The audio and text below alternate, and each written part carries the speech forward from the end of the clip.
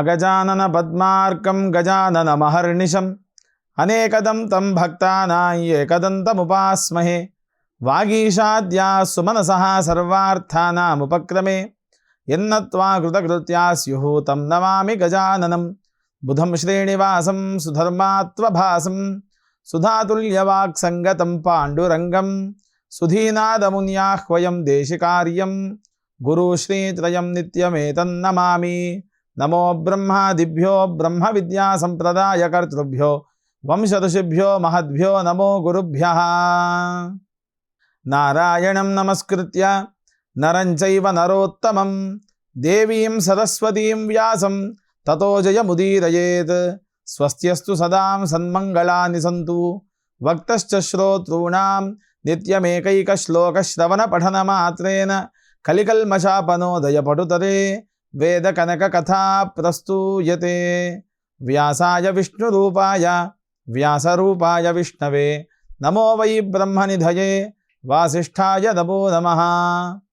ETV life ఆధ్యాత్మిక channel వేదసారం వీక్షిస్తున్నటువంటి ప్రేక్షకులకు స్వాగత వచనాలు తెలియజేస్తూ, వేదసారంలో రుద్రాధ్యాయంలోని 7వ అనువాకం మనం ప్రారంభం చేసుకొని ఆ అనువాకం యొక్క లక్షణములు, అనువాకానికి ముందుగా మనం ధ్యానించాల్సినటువంటి విధానములని కూడా మనం తెలుసుకొని ఉన్నాం.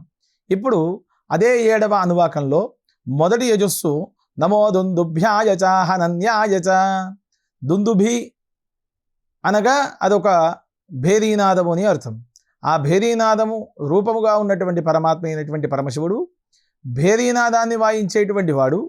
వాయించడానికి పట్టుకున్నటువంటి 2 కర్రలు ఏవైతే సాధనములు ఉన్నాయో ఆ రూపకంగా ఉండేటువంటి పరమాత్మ అయినటువంటి పరమశివుడికి, అదే విధముగా ఈ భేరీతాడనం చేసినప్పుడు వచ్చేటువంటి ధ్వని స్వరూపం ఏదైతే ఉంటుందో అది పూర్తిగా కూడా సంగీత స్వరానికి అత్యంత దగ్గరగా ఉండేటువంటి ఆ స్వరముగా శబ్ద తరంగములుగా వినిపించేటువంటి ఆ పరమాత్మ అయినటువంటి పరమశివుడికి నేను ధ్యానిస్తున్నాను అని మొదటి యజస్సు యొక్క అర్థం.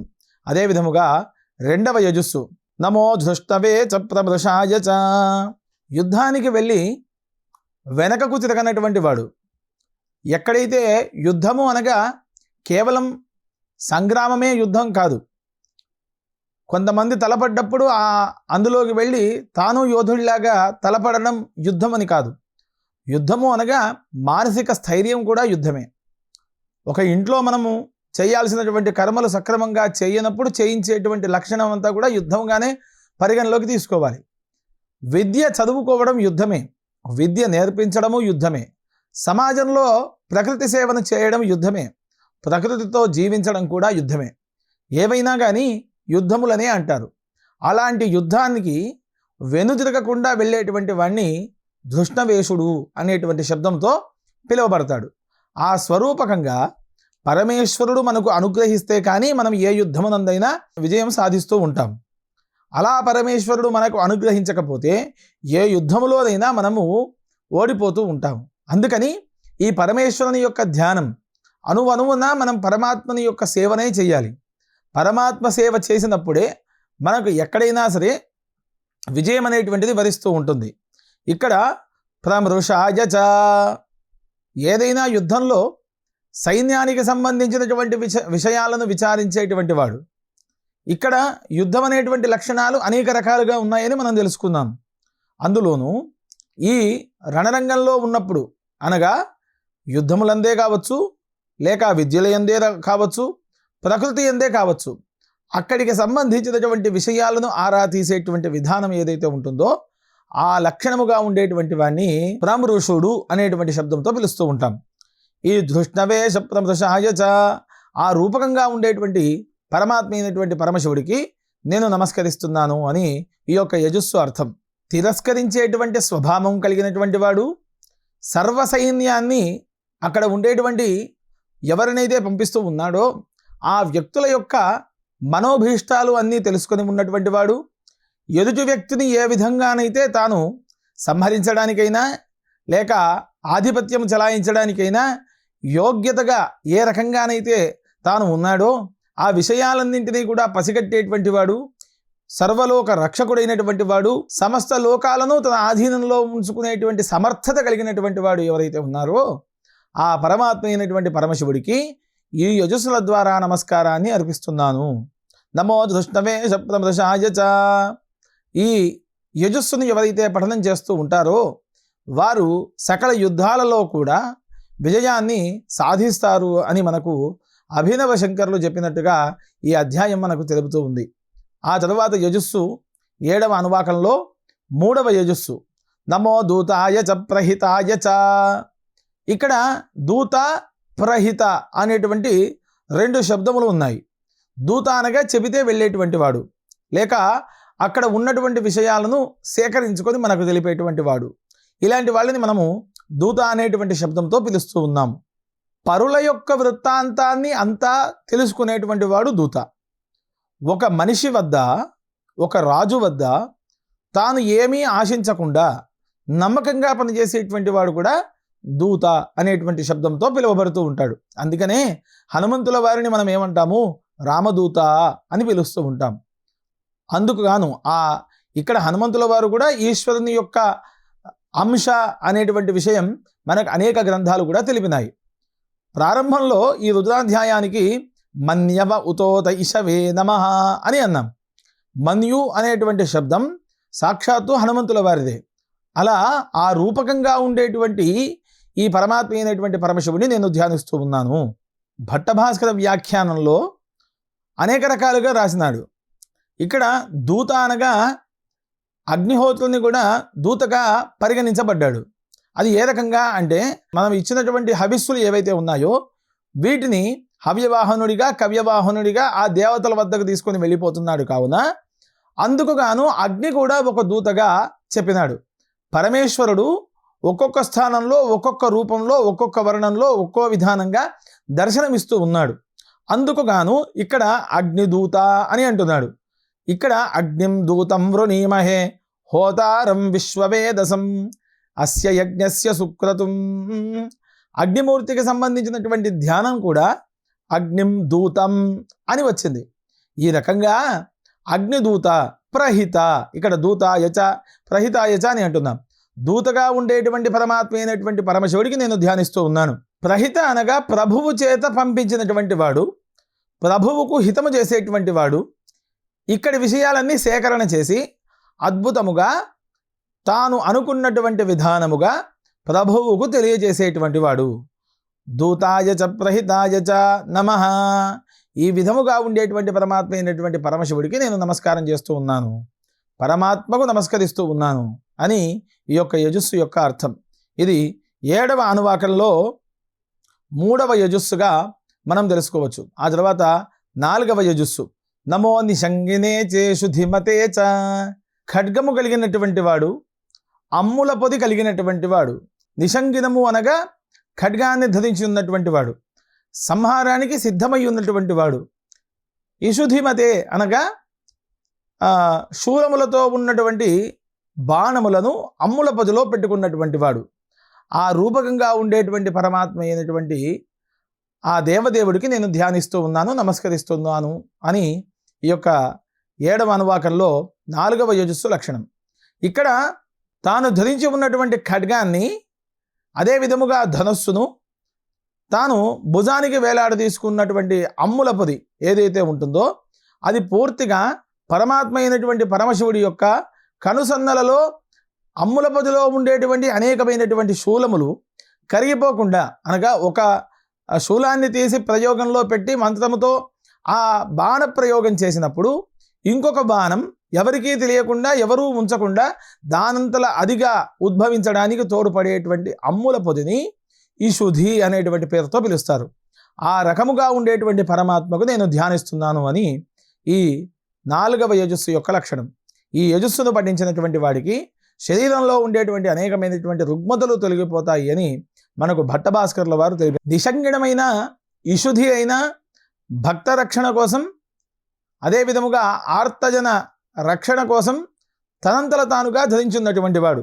ఇక్కడ భారతంలో సాక్షాత్తు శ్రీకృష్ణ పరమాత్మ చక్రాన్ని ధరించినాడు. అనగా ఎవరైనా సరే, ఏ సమయంలోనైనా సరే తాను పరమాత్మగా ఉద్భవించినప్పుడు, పరమాత్మగా ఆవిర్భవించినప్పుడు తాను ధరించేటువంటి ఆయుధాలను జనాలకు, అంటే అక్కడ ఉండేటువంటి భక్తులకు చూయించి రక్షణ చేస్తాడు అనేటువంటి లక్షణాన్ని కూడా మనకు మహాభారత ఇతిహాస గ్రంథములు కూడా మనకు అనేకంగా తెలిపినాయి. ఇక్కడ 7వ అనువాకంలో 4వ యజస్సు పూర్తిగా తాను ధరించున్నటువంటి ఆయుధములు ఖడ్గములు, ఈ ఆయుధముల చేత దేవాసుర సంయత్త ఆసన్ తే దేవా విజయము పయంతః. మనిషిలో ఉండేటువంటి క్రోధాత్మకమైనటువంటి మనస్సు, ఆ మనస్సును సంహరించడానికి తాను నిషంగినమనేటువంటి ఖడ్గాన్ని ధరించి వచ్చి చీల్చి చెండాడి మనిషిని ఉన్నతముగా తయారు చేయడానికి తోడ్పడేటువంటి ఇషుధి అనగా శూలముల చేత తాను దండించి వేసి ఆ ప్రశాంతమైనటువంటి సౌమనస్యాన్ని అందించడానికి తోడ్పడుతూ ఉన్నాడు పరమేశ్వరుడు. ఈ అనువాకం ఎవరైతే పఠిస్తూ ఉంటారో, ఎవరైతే వింటూ ఉంటారో వారి యొక్క రుగ్మతలన్నీ కూడా తొలగిపోయి పరమేశ్వర సాయుధ్యాన్ని పొందుతారు అనేటువంటి విషయంలో ఎలాంటి అనుమానం కూడా మనకు అవసరం లేదు అనేటువంటి విషయాన్ని హేమకోశ ఋషి మనకు తెలుపుతూ ఉన్నాడు. ఇందులోనూ 7వ అనువాకంలో 5వ యజస్సు నమస్తీక్ష్ణేశ వేచాయుధినేచ. తీక్ష్ణముగా ఉండేటువంటి బాణములు, చాలా పదునుగా ఉండేటువంటి బాణములను ధరించి ఉన్నటువంటి వాడు. చాయుధినేచ ప్రయోగానికి సిద్ధముగా ఉన్నటువంటి వాడు. ఆ విధమైనటువంటి పరమాత్మ అయినటువంటి పరమశివుణ్ణి నేను ధ్యానిస్తున్నాను, నమస్కరిస్తున్నాను అని ఈ యొక్క యజస్సు అర్థం. అదే విధముగా తీక్ష్ణేశుడు అనగా తీక్ష్ణముగా చూసేటువంటి వాడు, ప్రతి అణువును గ్రహించేటువంటి వాడు, గమనించేటువంటి వాడు, పదునుగా ఉండేటువంటి బాణాలను తన దగ్గరగా ఉంచుకున్నటువంటి వాడు. ఆ విధముగా ఉన్నటువంటి పరమాత్మకు నేను నమస్కరిస్తున్నాను. నమస్తీక్ష్ణేశ వేచాయుధినే చ నమస్వాయుధాయ చ సుధన్వనే చ. అశ్వాయుధాయ సుధన్వనే. సుధన్వనే అంటే సమ్యక్ ధను, మంచి అందముగా కలిగినటువంటి ధనుస్సును ధరించి ఉన్నటువంటి వాడు. ఆయుధాయ మంచి ఆయుధములను వెంట పెట్టుకున్నటువంటి వాడు. 7వ అనువాకంలో 6వ యజస్సు ఈ రకంగా చెబుతూ ఉంది. మంగళకరమైనటువంటి త్రిశూలములు, త్రినేత్రానికి స్వరూపముగా ప్రతిబింబించే విధముగా ఉండేటువంటి త్రిశూలాన్ని ధరించి ఉన్నటువంటి వాడు. శోభనాలంకారంగా ఉన్నటువంటి, అంటే ఏదైనా ఒక కార్యానికి తయారయ్యేటువంటి, ఒక కార్యానికి మంత్రముగ్ధులుగా చేసేటువంటి, ఒక అలంకారానికి సంబంధించినటువంటి ఆభరణములు ధరించి ఉన్నటువంటి వాడు. అవి ఆయుధములుగా ఎదుటి వ్యక్తులకు చూయించేటువంటి వాడు. నమస్వాయుధాయ చ సుధన్వనే చ. మంచి ధనస్సును చేతిలో ధరించి ఉన్నటువంటి వాడు. అలాంటి పరమాత్మకు నేను నమస్కరిస్తూ ఉన్నాను. శోభనమైనటువంటి ధనువును ధరించి ఉన్నటువంటి వాడు, సుందరమైనటువంటి తన యొక్క రూపాన్ని ప్రతిబింబించే విధముగా చంద్రుడు ఏ రకమైనటువంటి కాంతిని విరజల్లుతూ ఉన్నాడో, స్ఫటిక సంకాశముతో ఉన్నటువంటి పరమాత్మ ఈ విధమైనటువంటి ఆభరణములు ధరించి ఎదుటి వ్యక్తికి, ధ్యానించేటువంటి వ్యక్తికి, ధ్యానావస్థలో ఉండేటువంటి వ్యక్తికి ఆ విధమైనటువంటి దర్శనాన్ని ఇస్తున్నాడు. నమస్తీక్ష్ణేశ వేచాయుధినే చ నమస్వాయుధాయ చ సుధన్వనే చ నమశ్రుత్యాయ చ పథ్యాయ చ. శృతి అనగా కాలినడక దారి, పథము అనగా రథములు, వాహనములు సంచరించేటువంటి దారి. ఎక్కడైతే అగమ్య గోచరమైనటువంటి దారులు ఉంటాయో ఆ దారుల యందు రక్షణగా ఉండేటువంటి వ్యక్తి, ఆ దారిని కాపాడేటువంటి వాడు. అలాంటి పరమాత్మ అయినటువంటి పరమశివుణ్ణి శృతి అనేటువంటి పేరుతో పిలువబడతాడు. ఆ శృతి అనేటువంటి పేరు కలిగినటువంటి ఈశ్వరుడికి నమస్కరిస్తూ, పథ్యాయచ వాహనములు, రథములు ఎక్కడైతే సంచరించడానికి రహదారిగా, మహాదారిగా ఉండేటువంటి ప్రాంతం ఏదైతే ఉంటుందో ఆ ప్రాంతాన్ని తన ఆధీనంలో ఉంచుకునేటువంటి పరమాత్మ అయినటువంటి పరమశివుణ్ణి నేను ధ్యానిస్తున్నాను అని ఈ యొక్క యజస్సు అర్థం. భక్తులను రక్షించడానికి శృతి మార్గము అనగా మార్గమే లేని ప్రాంతములలో చెట్లుగా, ముండ్లుగా, అదే విధముగా అనేకమైనటువంటి శిలలుగా ఉండేటువంటి ప్రాంతాన్ని, ఆ ప్రాంతంలో సంతరించేటువంటి అనేకమైనటువంటి జంతుజాలాలను తన యొక్క ఆధీనంలో ఉంచుకొని భక్తులను కాపాడేటువంటి వాణ్ణి శృతి అనేటువంటి శబ్దంతో పిలుస్తారు అని అభినవ శంకరులు చెప్పినారు. ఆ రూపకంగా ఉండేటువంటి పరమాత్మకు నేను నమస్కరిస్తూ ఉన్నాను. పథ్యాయచ వాహనములు నడిచేటప్పుడు అక్కడ ఉండేటువంటి గతుకులమయమైనటువంటి వికుంఠాలు ఏవైతే ఉన్నాయో వాటి యందు తాను పరమాత్మగా ఉండి ఈ యుద్ధానికి లేదా రాజమార్గానికి ఉండేటువంటి ఆ మార్గంలో ఎలాంటి ఇబ్బందులు లేకుండా చూసేటువంటి ఆ స్వరూపానికి నేను నమస్కరిస్తున్నాను అని ఈ యొక్క యజుస్వార్థం. నమః కాట్యాయ చ నీప్యాయ చ. అల్పజలము ప్రవహించేటువంటి స్థలాన్ని కాట్యము అని అంటారు. అందు ఉండేటువంటి పరమాత్మ అనగా ఆ జల ప్రవాహంలో ఉండేటువంటి వాడు కాట్యుడు అనేటువంటి శబ్దంతో పిలువబడతాడు. నీప్యాయ చ అనగా ఉన్నతమైనటువంటి పర్వతాల నుండి జలధారగా జలపాతములా పడేటువంటి ఆ నీళ్లను నీప్యములు అని పిలువబడతాడు. ఆ విధముగా ఉండేటువంటి పరమాత్మను నేను ధ్యానిస్తూ ఉన్నాను. ఇక్కడ పిల్ల కాలువల యందు అనగా చిన్న చిన్న అల్ప ప్రవాహములు ఏవైతే ఉన్నాయో, అనగా నది నుండో లేక సరస్సు నుండో తటాకము నుండో ఇంకా ఎక్కడైనా ఒక నూతి నుండో వెళ్ళేటువంటి నీళ్లను సక్రమమైనటువంటి మార్గములో ఎక్కడ కూడా ప్రకృతిలో ఉండేటువంటి నీళ్లను కూడా మనం పాడు చేయకూడదు అనేటువంటి శబ్దాన్ని మనకు వేదం ఎంత అద్భుతంగా విచారించి చెబుతూ ఉందో చూడండి. పరమాత్మ అయినటువంటి పరమశివుడు పంచభూతముల యందు ఆవరించి ఉన్నాడు. అందులోనూ నీళ్లు అన్ని ప్రాణులకు సమస్త ప్రాణులకు సమానమైనటువంటి ఆధారభూతం అవుతోంది. సర్వమాపహ, నీళ్లు తాగనటువంటి ప్రాణి అంటూ ఏది ఉండదు. అలా గాలిలో కూడా నీటి తేమతోనే మనిషి జీవించి ఉన్నాడు. పూర్తిగా నీళ్లు లేకుండా మనిషి 18 రోజులు ఉండగలుగుతాడు. అది ఏ విధముగా అంటే గాలిని తీసుకొని ఆ గాలిలో ఉండేటువంటి నీళ్లను తాను పీల్చుకొని ఉండగలుగుతూ ఉన్నాడు. ఆ విధముగా అల్ప ప్రవాహాలు ఎక్కడెక్కడైతే ఉన్నాయో ఆ అల్ప ప్రవాహాలలో ఉండేటువంటి కాట్యుడు, జలపాతముల నుండి నీళ్లుగా పడేటువంటి ఆ జల ప్రవాహాలు ఏవైతే ఉన్నాయో అందులో ఉండేటువంటి పరమాత్మ అయినటువంటి నీప్యుడు ఈ పేర్లతో పిలువబడి మనకు అనుగ్రహిస్తూ ఉన్నాడు.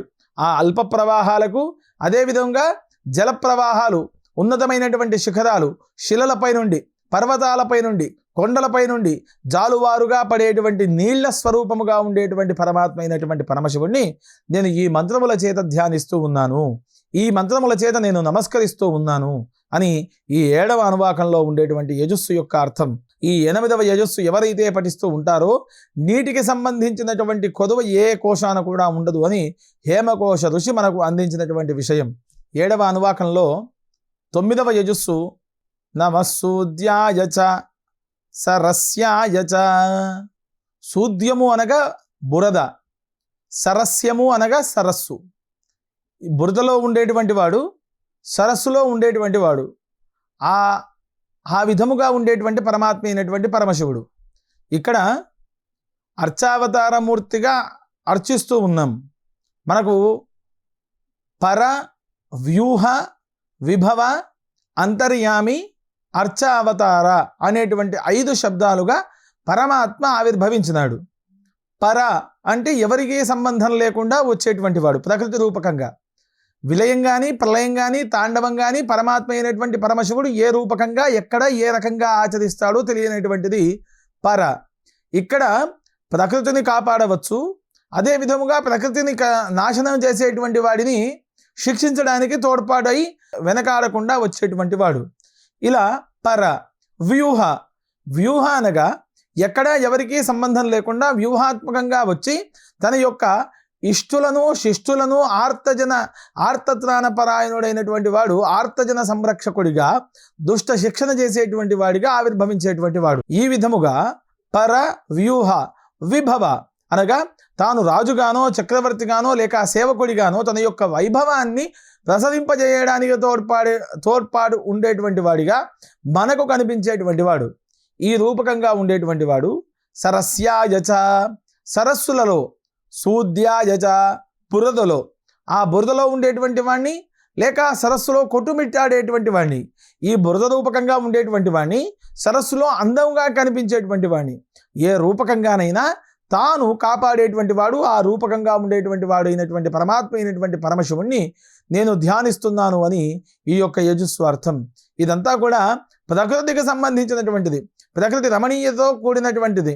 ఈ యజుస్సు పారాయణములు కానీ ఈ యజుస్సు లక్షణములను కానీ ఎవరైతే ధ్యానిస్తూ ఉంటారో వారికి పరమాత్మ అయినటువంటి పరమశివుడి యొక్క అనుగ్రహం ఎల్లవేళలా లభిస్తుంది అనేటువంటి లక్షణాన్ని మనకు ఈ అనువాకమంతా కూడా తెలుపుతూ ఉంది. ఆ తర్వాత యజుస్సు నమో నాద్యాయ చ వైశంతాయ చ. నాద్యములు అనగా నదులు. ఇందులో ఈ నదుల యొక్క లక్షణాలన్నీ కూడా మనకు తైతిరీయ యజుర్వేదం ఆరణ్యక భాగంలో చెప్పింది. ఇమం మే గంగే యమునే సరస్వతి శుతుద్రిస్తోమగ్ము సచతాపరుష్ణియా అసిగ్నియా మరుద్వృధే వితస్తయార్జీగీయే శృణుహ్యా సుషోమయా. అన్ని నదులు కొండల ప్రాంతముల నుండే పుడతాయి. అలా పుట్టి మనకు మహానదులుగా, ఉపనదులుగా, జీవనదులుగా మనల్ని కాపాడుతూ ఈ యొక్క భారత భూభాగాన్ని, ప్రపంచాన్ని సస్యశ్యామలం చేస్తూ ఉంటాయి. అందులోనూ కొన్ని నదులు వాటి యొక్క పేర్లు ఈ విధంగా ఉన్నాయి. భాగీరథి, గౌతమి, నర్మదా, యమున, సరస్వతి, కృష్ణవేణి, బహుధా, భీమరథి, కావేరి, కృతమాల, తామ్రపర్ణి, విశోక, కౌశికి, గండకి, విచిత్రిక, వశిష్ఠ, ప్రవర, కాశ్యపి, సరయు, సర్వపాప, కుశావతి, ఫల్గుని, కరతోయ, పుణ్యత, ప్రణీత అనేటువంటివి ఇవన్నీ కూడా మహానదులు. ఈ మహానదులన్నీ కూడా పరమాత్మ అయినటువంటి పరమశివుడి యొక్క తలపైన ఉండేటువంటి గంగ ద్వారా ఆవిర్భవించినటువంటివే. అలా ఆవిర్భవించినటువంటి నదులను గంగా అనేటువంటి పేరుతో పిలుస్తూ ఉన్నాము. ఆ పేరుతో ఉండి మన ఈ భూమండలం మీద ప్రవహించేటువంటి వాటిని నది అని పిలుస్తూ ఉన్నాము. ఆ నదులలో ఉండేటువంటి జలములకు, ఆ నదులలో ఉండేటువంటి అనేకమైనటువంటి జలచరాలకు నేను నమస్కరిస్తూ ఉన్నాను. ఈ విధముగా పాడి పంటలు ఏవైతే ఉన్నాయో వాటిని కాపాడడానికి ప్రధాన హేతుభూతమైనటువంటివి ఈ నదీ నదములు. ఈ నదములకు నేను నమస్కరిస్తూ ఉన్నాను. ఆ పరమాత్మ అయినటువంటి పరమశివుడు ఈ నదీ రూపకంగా ఉండేటువంటి ఈశ్వరునకు నేను నమస్కరిస్తూ ఉన్నాను అని ఈ యజస్సు యొక్క అర్థం. మానవ జీవితంలో ఆచరించాల్సినటువంటివి 3 రుణములు ఉన్నాయి. దేవ, ఋషి, పితృ ముఖ్యమైనటువంటివి. దేవరుణం పూర్తిగా కూడా దేవతా యజ్ఞములు, యాగములు, అభిషేకములు ఈ విధముగా వాటి ద్వారా మనం రుణాన్ని అపకర్షణ చేసుకుంటూ ఉంటాం. ఋషి రుణం, ఋషులు మనకు అందించినటువంటివి, వంశపారంపర్యముగా వచ్చేటువంటి అనేకమైనటువంటి వ్రతములు, వేదములు, శాస్త్రములు, పురాణములు, ఇతిహాసములు, వీటిని అధ్యయనం చేసి ఇంకొకరికి ఆ అధ్యయనం చేయడానికి తోడ్పడేటువంటి వాటి ద్వారా మనం ఆ రుణాన్ని అపకర్షణ చేసుకుంటాం. పితృరుణం, పితృదేవతలకు అందించేటువంటి తిలోదకాలు లేక వారి పేరు పైన మనం అందించేటువంటి అనేకమైనటువంటి దానములు, సరస్సులు, తటాకములు, చిన్న చిన్న బావులు ఏవైతే మనం తీసి ఇస్తామో వాటి ద్వారా ఎదుటి వ్యక్తులు అనగా వ్యక్తులే కాక జీవులైన వాటి యందు ఉండి ఆశ్రయించి ఉండి వాటి ద్వారా లాభపడేటువంటి ఆ రుణం అనేటువంటిది మనకు తీరిపోతూ ఉంటుంది. దీనిని మనం పితృరుణము అని అంటాం. ఈ ద్వారా మనము రుణ అపకర్షణ చేసుకుంటూ ఉంటాం. ఇక్కడ దేవతాకమైనటువంటి శబ్దముతో అత్ర బ్రహ్మాదయో ఏ దేవాః తాన్ దేవాగస్తర్పయామి, తర్పణాన్ని విడిచిపెట్టినప్పుడు అక్కడ ఒక చిన్న మడుగులాగా ఏర్పడుతూ ఉంటుంది. ఆ మడుగును మనం వైశంతము అని పిలుస్తూ ఉన్నాం. ఆ విధముగా నమో నాద్యాయ చ వైశంతాయ చ. ఈ వైశంతము అనేటువంటిది మహాభారతంలో ఆది పర్వంలో పర్వ సంగ్రహ పర్వం అనేటువంటి పర్వంలో చాలా విశేషముగా ఇవ్వబడ్డది. అది ఏ రకంగా అంటే పరశురాముడు తన యొక్క గండ్ర గొడ్డలి చేత శత్రురాజులను, క్షత్రియులను 21 మార్లు భూప్రపంచాన్ని మొత్తం కూడా చుట్టి వచ్చి సంహరించి ఆ రక్తపు మడుగును ఏర్పాటు చేసి ఆ మడుగులో తాను పితృతర్పణాన్ని ఆచరించినాడు. దాన్ని శమంత పంచకము అని పిలువబడుతూ ఉంది. ఆ విధముగా ఉండేటువంటి మడుగులు అంటే తర్పణాలు విడిచిపెట్టినటువంటి మడుగులన్నింటినీ కూడా మనము విశంతములు అని పిలువబడుతూ ఉన్నాం. ఆ రకముగా ఆ విశంతాన్ని తన యొక్క ఆధీనంలో ఉంచుకునేటువంటి వాడు, రక్షించేటువంటి వాడు, అందులో ఉండేటువంటి నీళ్లుగా ఉండేటువంటి వాడు, నదీ నదములుగా, విశంతములుగా, అదే విధముగా సరస్సులో ఉండేటువంటి వాడు, బురదలో ఉండేటువంటి వాడు. అలాంటి పరమాత్మ అయినటువంటి పరమశివుణ్ణి నేను ధ్యానిస్తున్నాను అని ఈ యొక్క యజుస్సు అర్థం. ఈ 7వ అనువాకంలో 10వ యజుస్సు నమః కూప్యాయ చ భట్యాయ చ. కూపములు అనగా బావులు. ఈ బావులలో అనేక రకాలుగా ఉన్నాయి. అనుష్ఠానాత్మకమైనటువంటి బావులు అనగా ఆ బావులకు మెట్లు ఉంటాయి. ఆ మెట్ల బావులు కొన్ని ఉంటాయి. అదే విధముగా నీళ్లు తోడి తీసుకొని వెళ్ళేటువంటి బావులు కొన్ని. స్నానాలకు యోగ్యముగా ఉండేటువంటి బావులు కొన్ని, దేవతాకమైనటువంటి పూజలు చేయడానికి ఉపయోగానికి వచ్చేటువంటి బావులు కొన్ని, కూపాలు కొన్ని. ఆ విధముగా ఉండేటువంటి బావుల స్వరూపముగా, ఆ బావులలో ఉండేటువంటి నీళ్ల రూపకంగా ఉండేటువంటి పరమాత్మ అయినటువంటి పరమశివుని నేను ధ్యానిస్తూ ఉన్నాను. అవట్యాయచ నమః కూప్యాయచ వట్యాయచ. అవటము అనగా పల్లముగా ఉండేటువంటి ప్రాంతం. పల్లముగా ఉండేటువంటి ప్రాంతంలో నీళ్లు ఎటువైపు వెళ్తాయో తెలియవు. ఎత్తు పల్లములుగా ఉండకుండా సమాంతరముగా ఉండేటువంటి భూమి. ఆ భూమి పైన ప్రవహించేటువంటి నీళ్లు చాలా తేటగా ఉంటాయి. అనగా ఎక్కడ కూడా ఏ రకమైనటువంటి ఇబ్బందిగా ఉండవు ఆ నీళ్లు. ఆ నీళ్ల స్వరూపముగా ఉండేటువంటి పరమాత్మ అయినటువంటి పరమశివుని నేను ధ్యానిస్తున్నాను అని ఈ యొక్క యజస్సు అర్థం.